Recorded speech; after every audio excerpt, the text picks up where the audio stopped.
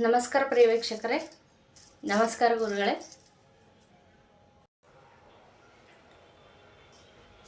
ಗುರುಗಳೇ, ಈಗಾಗಲೇ ನೀವು ಬಗೆ ಬಗೆಯ ಗುಲಗಂಜಿಗಳ ಬಗ್ಗೆ ತಿಳಿಸ್ಕೊಟ್ಟಿದ್ದೀರಾ. ಆದರೆ ನಾನಿವತ್ತು ಹಸಿರು ಗುಲಗಂಜಿ ಬಗ್ಗೆ ಕೇಳ್ತಾ ಇದ್ದೀನಿ. ಹಸಿರು ಗುಲಗಂಜಿ ನಮಗೆ ಬುಧಕಾರಕತ್ವವನ್ನು ತೋರಿಸ್ತದೆ. ಹಾಗೆಯೇ ಅದು ವಿದ್ಯಾಕರ್ಷಣೆ, ಜನಾಕರ್ಷಣೆ, ಸಂಪತ್ತನ್ನ ಕೂಡ ಆಕರ್ಷಣೆ ಮಾಡುತ್ತೆ. ಆಮೇಲೆ ತಾಯ್ತದಲ್ಲೆಲ್ಲ ಹಾಕಿ ಮಕ್ಕಳು ಕುತ್ತಿಗೆಗೆ ಏನಾರು ಹಾಕಿದ್ರೆ ಅಥವಾ ಜ್ಯೋತಿಷಿ ಹೇಳೋರು ಏನಾದ್ರು ಇದನ್ನೆಲ್ಲ ಬಹಳಾಗಿ ಉಪಯೋಗಿಸ್ತಾ ಇರ್ತಾರೆ. ಧನ ಕೂಡ ಆಕರ್ಷಣೆ ಆಗುತ್ತೆ, ಇದರಿಂದ ಸಂಪತ್ತು ಆಕರ್ಷಣೆ ಆಗುತ್ತೆ.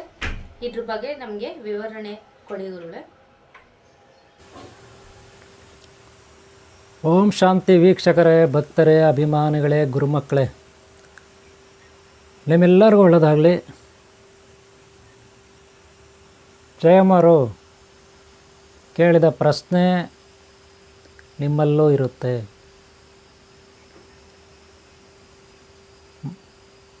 ಗ್ರೀನ್ ಗುಲಗಂಜಿ, ಹಸಿರು ಗುಲಗಂಜಿ, ಅದಕ್ಕೆ ಸಂಬಂಧಪಟ್ಟ ಗ್ರಹ ಬುಧ. ಹಸಿರು ಗುಲಗಂಜಿ ಏತಕ್ಕೆಲ್ಲ ಪ್ರಯೋಜನ ಆಗುತ್ತೆ? ಅದು ವಶೀಕರಣಕ್ಕಾಗುತ್ತೆ. ದೈವಿ ವಶೀಕರಣ, ಧನ, ಧಾನ್ಯ, ಐಶ್ವರ್ಯ ವಶೀಕರಣ.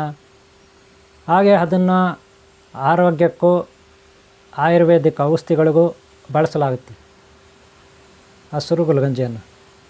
ಜೊತೆಗೆ ಯಂತ್ರ, ತಂತ್ರ, ಮಂತ್ರ ವಿದ್ಯೆಗಳಿಗೆ, ಜೊತೆಗೆ ಅಂಜನ ಗೊತ್ತಲ್ಲ, ನೀವು ಅಂಜನ ಕೇಳಿದ್ರಲ್ಲ, ಅಂಜನಕ್ಕೂ ಸಹ ಅದನ್ನು ಬಳಸಲಾಗುತ್ತೆ.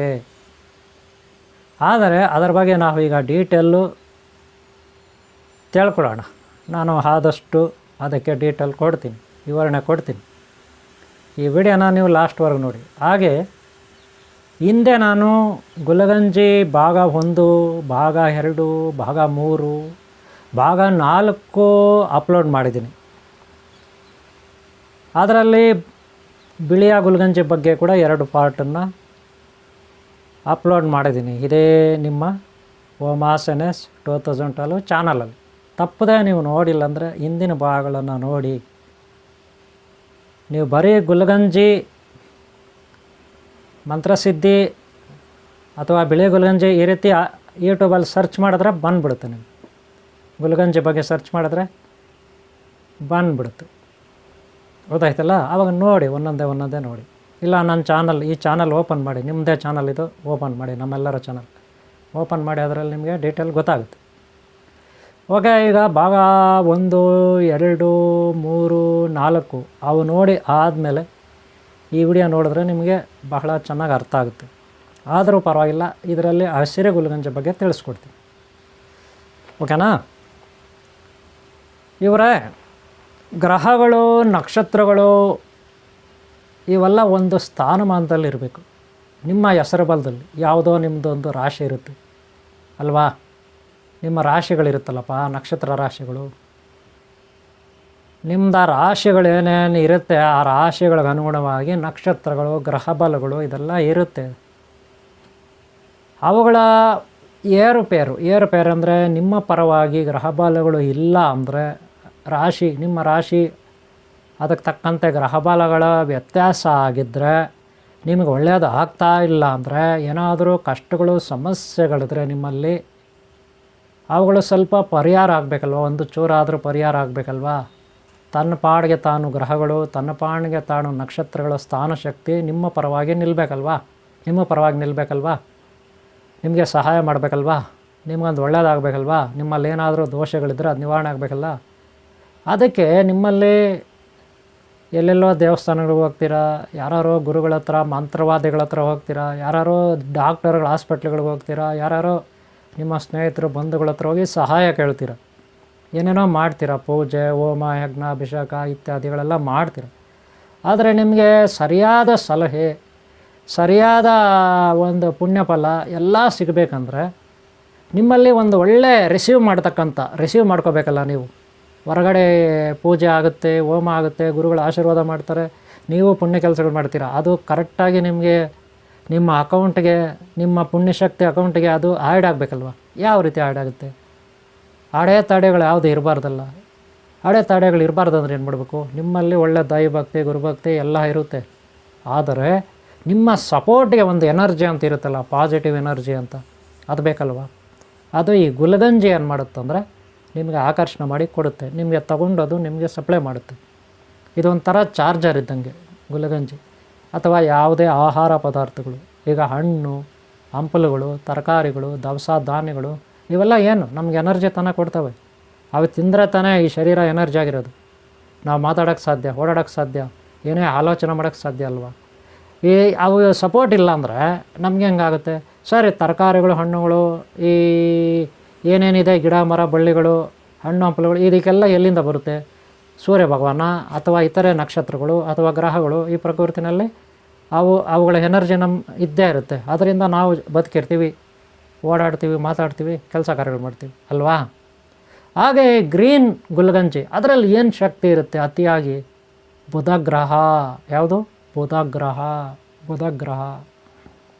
ಬುಧ ಗ್ರಹ ಏನಕ್ಕಾಗುತ್ತೆ ನೋಡಪ್ಪ? ಸೂರ್ಯ ಭಗವಾನ್ಗೆ ಅತಿ ಹತ್ತಿರದಲ್ಲಿರೋದು ಬುಧ ಗ್ರಹ. ನಾನು ಒಂದು ವಿಡಿಯೋನ ಹಿಂದೆ ಇದೇ ಯೂಟ್ಯೂಬಲ್ಲಿ ಶೇರ್ ಮಾಡಿದ್ದೀನಿ. ಹಿಂದೆ ಗ್ರಹಗಳ ಬಗ್ಗೆ ಹೇಳೋವಾಗ ಬುಧ ಗ್ರಹದ ಬಗ್ಗೆನೂ ಒಂದು ವಿಡಿಯೋ ಮಾಡಿ ಅಪ್ಲೋಡ್ ಮಾಡಿದ್ದೀನಿ, ನೋಡಿ. ಅದು ನೋಡಿಲ್ಲ ಅಂದರೆ ಬುಧ ಗ್ರಹದ ಬಗ್ಗೆ.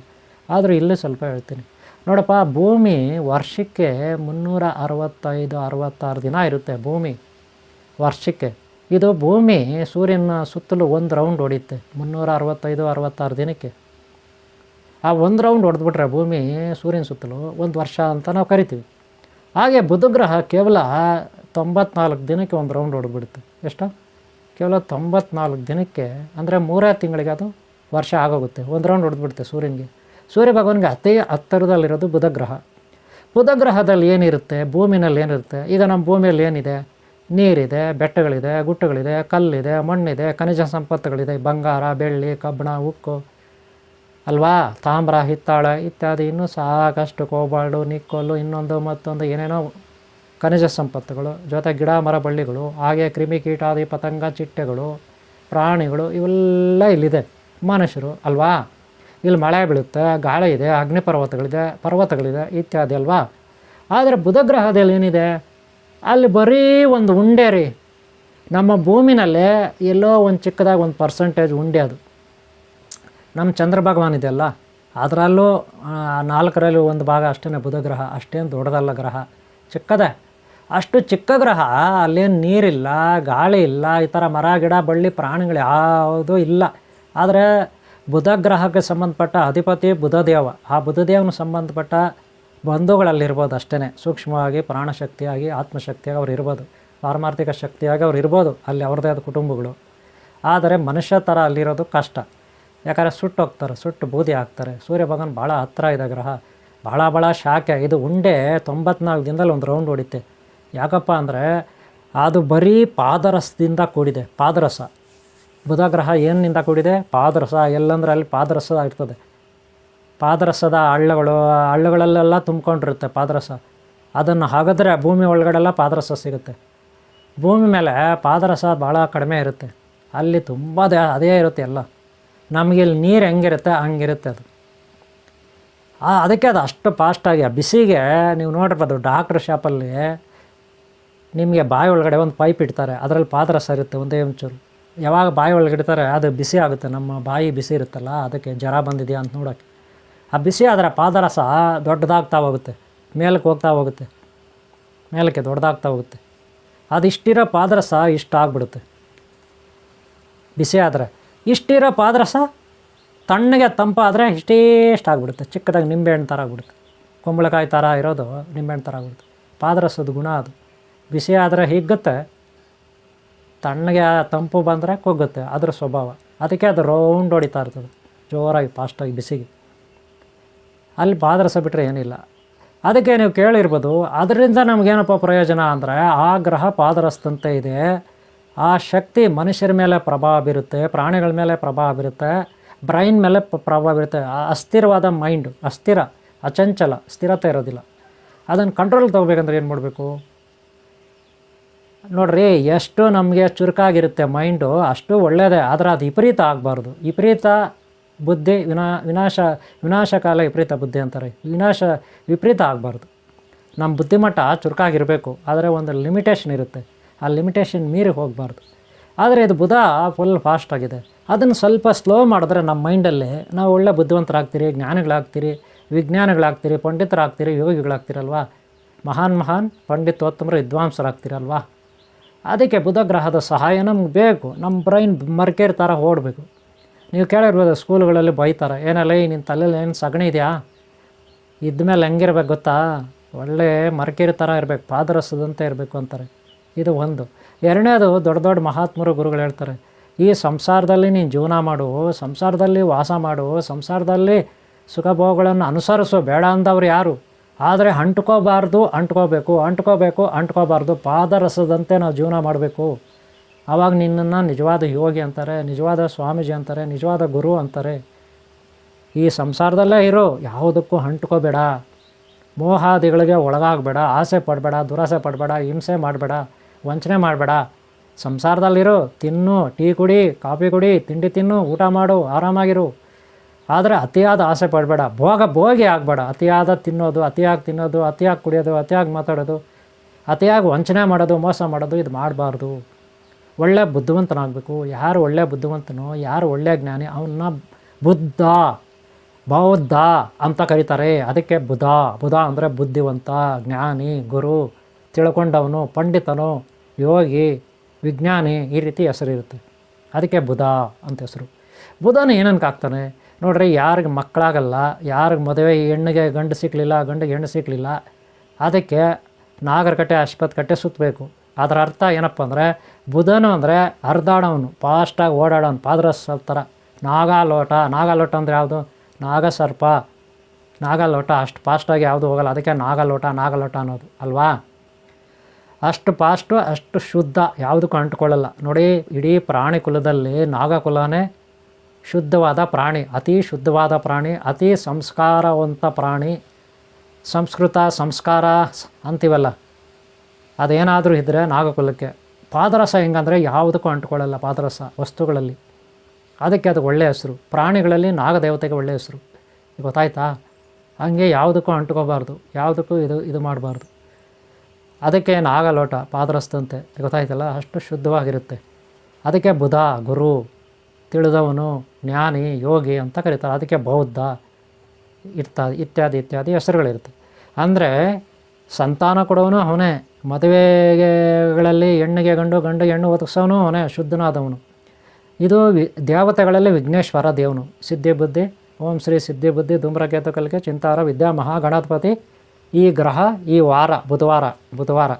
ಹಾಗೆ ಕುಮಾರಸ್ವಾಮಿ, ಶ್ರೀ ಬೆಳ್ಳಿಮಾತ ದೇವಸ್ಥಾನ ಮಾತ್ರ ಕುಮಾರಸ್ವಾಮಿ ಅಂದರೆ ಬಾಲಸುಬ್ರಹ್ಮಣ್ಯ ಸ್ವಾಮಿ, ನಾಗದೇವತೆ, ನಾಗಕುಲ, ಅದೇ ಬುಧವಾರ. ಈಗ ಅರ್ಥ ಆಯ್ತಾ, ಇವೆರಡು ಮರಿಬಾರ್ದು. ದೇವತೆಗಳಲ್ಲೇ ಪ್ರತಿ ಬುಧವಾರ ನಿಮ್ಮ ಮನೆಯಲ್ಲಿ ಕಡುಬು ಮಾಡಬೇಕು. 3 ವಾರ 21 ದಿನ ಆಚರಣೆ. ವೈಟ್ ಎಕ್ಕೆಗಡಿಗೆ ಪೂಜೆ ಮಾಡಿ ಪ್ರತಿ ಬುಧವಾರ ಕಡುಬು ನೈವೇದ್ಯ, 21 ಕಡುಬು ನೈವೇದ್ಯ ಇಡಬೇಕು. ಓಂ ಶ್ರೀ ಸಿದ್ಧಿ ಬುದ್ಧಿ ಧೂಮ್ರಕೇತು ಕಲಿಕೆ ಚಿಂತಾರ ವಿದ್ಯಾ ಮಹಾಗಣಪತಿಗೆ, ಹಾಗೆ ಶ್ರೀ ಬೆಳ್ಳಿಮಾತ ದೇವಸ್ಥಾನದ ಕುಮಾರಸ್ವಾಮಿಗೆ ಆರಾಧಿಸಬೇಕು. ಆಟ ಮೇಲೆ 108 ಗುಲಗಂಜಿ ಇಟ್ಕೋಬೇಕು. 108 ಗುಲಗಂಜಿ ಇಟ್ಕೋಬೇಕು. ಗ್ರೀನ್ ಕಲ್ಲರು ನೆನಪಿಟ್ಕೊಳ್ಳಿ. ಅವುಗಳನ್ನು ಒಂದು ಕಪ್ಪಲ್ಲಿ ಇಟ್ಕೋಬೇಕು, ಬಟ್ಲಲ್ಲಿ. ದೇವ್ರ ಮನೆ ಹತ್ರ ಕೂತ್ಕೋಬೇಕು, ಸ್ನಾನ ಮಾಡಿ ಏನೋ ಒಂದು ಮಾಡಿ. ನೀವು ಎಷ್ಟೊತ್ತಿಗಾದರೂ ಬೆಳಗ್ಗೆ ಹೇಳಿ, 4 ಗಂಟೆಗಾದರೂ ಎದ್ದು ಕೂತ್ಕೊಳ್ಳಿ, 6 ಗಂಟೆಗಾದರೂ ಎದ್ದು ಕೂತ್ಕೊಳ್ಳಿ, 8 ಗಂಟೆಗಾದರೂ ಎದ್ದು ಕೂತ್ಕೊಳ್ಳಿ. ಆಮೇಲೆ ಎದ್ದ ತಕ್ಷಣ ಏನು ಕೈ ನೋಡ್ಕೊಂಡು ಪ್ರಾರ್ಥನೆ ಮಾಡಬೇಕು. ಕೆಳಗಡೆ ಭೂಮಿ ಮೇಲೆ ಪಾದ ಸ್ಪರ್ಶ ಇಟ್ಟಾಗ ಏನು ಪ್ರಾರ್ಥನೆ ಮಾಡಬೇಕು. ಮನೆಯಿಂದ ಆಚೆ ಹೋಗುವಾಗ ಏನು ಪ್ರಾರ್ಥನೆ ಮಾಡಬೇಕು. ಆಚೆ ಹೋಗಿ ಸೂರ್ಯ ನಮಸ್ಕಾರ ಮಾಡುವಾಗ ಏನು ಪ್ರಾರ್ಥನೆ ಮಾಡಬೇಕು. ಸ್ನಾನ ಮಾಡುವಾಗ ಗಂಗೆಗೆ ಏನು ಪ್ರಾರ್ಥನೆ ಮಾಡಬೇಕು. ಇದೆಲ್ಲ ನಾವು ಹೇಳ್ಕೊಟ್ಟಿರ್ತೀವಿ. ಆಮೇಲೆ ಪೂಜೆ ಮಾಡೋಕ್ಕೆ ಕೂತ್ಕೊಂಡಾಗ ಏನು ಬೀಜಾಕ್ಷರ ಮಂತ್ರ ಹೇಳಬೇಕು. ಇವಾಗ ನೀವು ಗುಲ್ಗಂಜಿ ಇಟ್ಕೊಬಿಟ್ಟು 108, ಅಥವಾ ಗುಲ್ಗಂಜಿ ಮಾಲೆ ಇಟ್ಕೊಂಡು, ಇದ್ರ ಬಗ್ಗೆ ನಾನು ಇವಾಗ ಹೇಳ್ಕೊಡ್ತೀನಿ. ನೋಡ್ರಿ, ಈ ಬೀಜಾಕ್ಷರ ಮಂತ್ರ ನಾನು ಸ್ಕ್ರೀನ್ ಮೇಲೆ ತೋರಿಸ್ತೀನಿ. ನೋಡ್ಕೊಳ್ಳಿ, ಸ್ಕ್ರೀನ್ ಮೇಲೆ ಈ ಮಂತ್ರನ ಬುಧ ದೇವಂಗೆ ಸಂಬಂಧಪಟ್ಟಿದ್ದು, ಶ್ರೀ ಗಣಾಧಿಪತಿಗೆ ಸಂಬಂಧಪಟ್ಟಿದ್ದು, ಗಣಾಶ ಶಕ್ತಿಗೆ, ಕುಮಾರಸ್ವಾಮಿ ಶಕ್ತಿಗೆ ಸಂಬಂಧಪಟ್ಟಿದ್ದು, ಗ್ರೀನ್ ಗುಲ್ಗಂಜಿ, ಇದಕ್ಕೆ ಬೀಜಾಕ್ಷರ ಮಂತ್ರ ನೋಡ್ಕೊಳ್ಳಿ. ಇದನ್ನು ನಾನು 108 ಸಾರಿ ಹೇಳ್ಕೋಬೇಕು. ಒಂದು ಸಾರಿ ಕೂತ್ಕೊಂಡ್ರೆ ಧ್ಯಾನಕ್ಕೆ 108 ಸಾರಿ, ಕನಿಷ್ಠ 6 ನಿಮಿಷ ನೀವು ಹೇಳ್ಕೋಬೇಕು. ಒಂದೊಂದೇ ಗುಲ್ಗಂಜಿ ಎತ್ತಿ ಇನ್ನೊಂದು ಕಡೆ ಬಟ್ಲು ಖಾಲಿದು ಇಟ್ಕೋಬೇಕು, ಅದರಲ್ಲಿ ಹಾಕಬೇಕು. ಅಥವಾ ಶಿವಲಿಂಗ ಅಥವಾ ವಿಷ್ಣುಮೂರ್ತಿ ಅಥವಾ ಗಣಪತಿ ಅಥವಾ ಕುಮಾರಸ್ವಾಮಿ, ಮೇಯ್ನ್ ಗಣಪತಿ ಶಕ್ತಿ ಕುಮಾರಸ್ವಾಮಿ ಶಕ್ತಿ ಫೋಟೋ ಇಟ್ಕೊಳ್ಳಿ, ದೇವ್ರ ಮನೆ ಹತ್ರ ಅಲ್ಲಿ ಹಾಕ್ಕೊಳ್ಳಿ. ಒಂದೊಂದೇ ಗುಲ್ಗಂಜಿ ಎತ್ತಿ ಈ ಮಂತ್ರ ಹೇಳ್ಕೊಬೇಕು. ಒಂದು ಮಂತ್ರ ಹೇಳ್ಕೊಂಡು ಒಂದು ಗುಲ್ಗಂಜಿ ಸೈಡ್ಗೆ ಹಾಕಿ, ಒಂದು ಮಂತ್ರ ಹೇಳ್ಕೊಂಡು ಒಂದು ಗುಲ್ಗಂಜಿ ಸೈಡ್ಗೆ ಹಾಕಿ. ಇದೇ ರೀತಿ 108 ಇರುತ್ತೆ. 108 ಗುಲ್ಗಂಜಿ ಇಟ್ಕೊಳ್ಳಿ. ಎಲ್ಲ ಖಾಲಿ ಆದಮೇಲೆ ಆ ಮಂತ್ರ ಮುಗೀತು. ಈ ರೀತಿ ಡೈಲಿ ಮಾಡಿ. ದಿನಕ್ಕೆ ಒಂದು 5 ಸಾರಿ 6 ಸಾರಿ ಈ ರೀತಿ ಮಾಡಿ. 500 600 700 ಜಪ ಆಗುತ್ತೆ. ಇಲ್ಲ 1000 ಮಾಡಿರಿ 10 ಸಾರಿ. ಒಂದು ಸಾರಿ ಕೂತ್ಕೊಂಡ್ರೆ 108 ಸಾರಿ ಆಗ್ಬಿಟ್ಟಿರುತ್ತೆ. ಮಣಿಗಳು ಇಟ್ಕೊಳ್ಳಿ 108 ಮಣಿ. ಇದು ಗುಲ್ಗಂಜಿ 108 ಇಟ್ಕೊಳ್ಳಿ. ಓಕೆನಾ? ಇದು ಹಿಂದಿನ ವಿಡಿಯೋಗಳಲ್ಲಿ ಹೇಳಿದ್ದೀನಿ. ಭಾಗ 1 2 3 4 ಭಾಗಗಳಲ್ಲೂ ಹೇಳಿದ್ದೀನಿ. ಈಗ ಇದು ಗ್ರೀನ್ ಗುಲ್ಗಂಜಿ ಕೂಡ ಅದೇ ಥರ ಮಾಡಿ. ಹಾಗೆ ನೀವು ಜೋಬಲ್ಲಿ ಕೂಡ ಒಂದು 5-6 ಇಟ್ಕೊಳ್ಳಿ. ಅಂದರೆ ಇದು ಬೆಸ ಸಂಖ್ಯೆಯಲ್ಲಿ ಇಟ್ಕೊಳ್ಳಿ ಜೋಬಲ್ಲಿ. ಇಲ್ಲ 1 ಇಟ್ಕೊಳ್ಳಿ, ಇಲ್ಲ 3 ಇಟ್ಕೊಳ್ಳಿ, ಇಲ್ಲ 5 ಇಟ್ಕೊಳ್ಳಿ. ಯಾಕಂದರೆ ಗಣಪತಿಗೆ ಸಂಬಂಧಪಟ್ಟಿದ್ದು ಬೆಸ ಸಂಖ್ಯೆ. ಅಥವಾ 21 ಇಟ್ಕೊಳ್ಳಿ.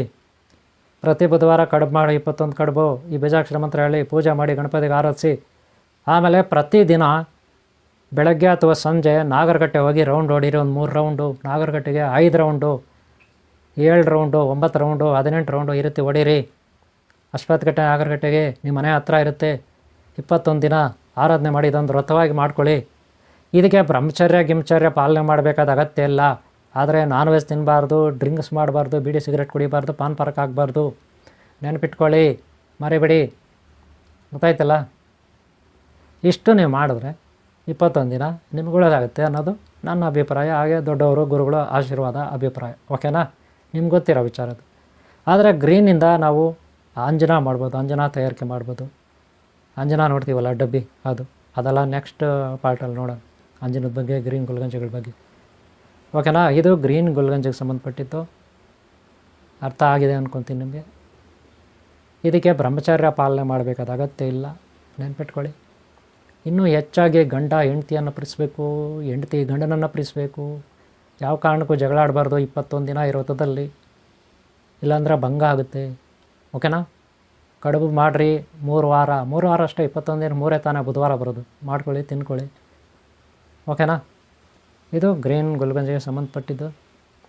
ಮಕ್ಕಳು ವಿದ್ಯಾಭ್ಯಾಸ ಅಥವಾ ದೊಡ್ಡವರು ವಿದ್ಯಾಭ್ಯಾಸ ಅಥವಾ ಯಾವುದೇ ಕೆಲಸ ಕಾರ್ಯ ನಿಮ್ಗೆ ಆಗಬೇಕಂದ್ರೆ ಮೈಂಡ್ ಚುರುಕಾಗಿ, ಬ್ರೈನ್ ಚುರುಕಾಗಿರಬೇಕು. ಇದು ವೈದ್ಯಕೀಯವಾಗಿ, ಆಧ್ಯಾತ್ಮಿಕವಾಗಿ ಅಲ್ವಾ? ಅದಕ್ಕೆ ಬುಧ ಗ್ರಹನ ಸಹಾಯ, ಬುಧ ದೇವನ ಸಹಾಯ.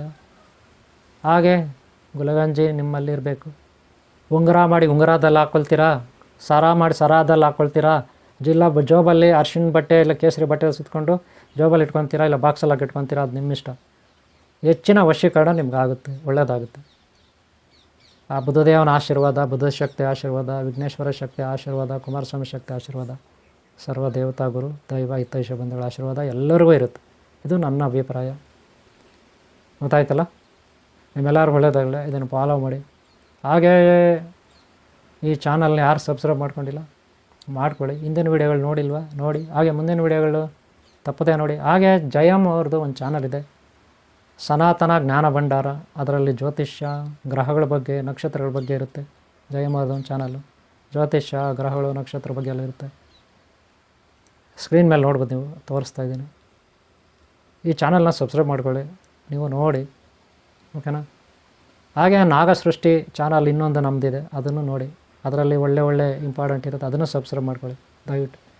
ಹಾಗೆ ನನ್ನ ನಂಬರ್ ಸ್ಕ್ರೀನ್ ಮೇಲೆ ನೋಡ್ಬೋದು. ನಾನು ನಂಬರ್ ಕೊಡ್ತೀನಿ. ನಂಬರ್ನ ಏನಾದರೂ ಇದ್ದರೆ ಕಾಲ್ ಮಾಡಿ.